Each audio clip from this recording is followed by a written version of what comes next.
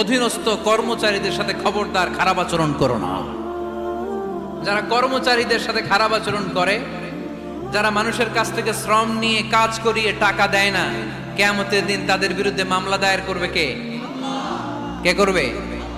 হাদিসে কুদসি সাক্ষী বিষ্ণু ঈসা ইসলাম বলেন, আল্লাহ তাআলা ফরমান, আনা খাসমুহুম সালাসাতুন আনা খাসমুহুম ইয়াউমাল কিয়ামা। তিন শ্রেণীর ব্যক্তির বিরুদ্ধে আল্লাহ বলেন, আমি নিজেই কিয়ামতের দিন মামলা দায়ের করব।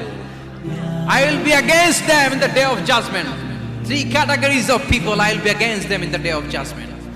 তিন শ্রেণীর লোক কিয়ামতের দিন তারা ছাড় পাবে না।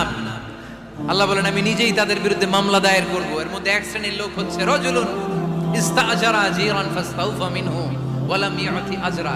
একজন শ্রমিক ভাড়া করে তার কাছ থেকে কাজ নিয়েছে, কিন্তু তার পারিশ্রমিক আদায় করে নেই। এরকম আছে না নাই? দাপট দেখায়। মেহনতি মানুষ, খেটে খাওয়া মানুষ, এদের দোয়া কবুল হয়ে যায়।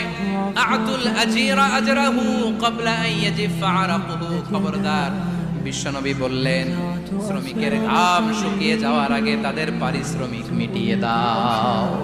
বিশ্বনবীর বিখ্যাত হাদিস, আতুল আজিরা আজরাহু ক্বাবলা আন ইয়াজিফা আরাকুহু। শ্রমিকের ঘাম মাটিতে লাগার আগে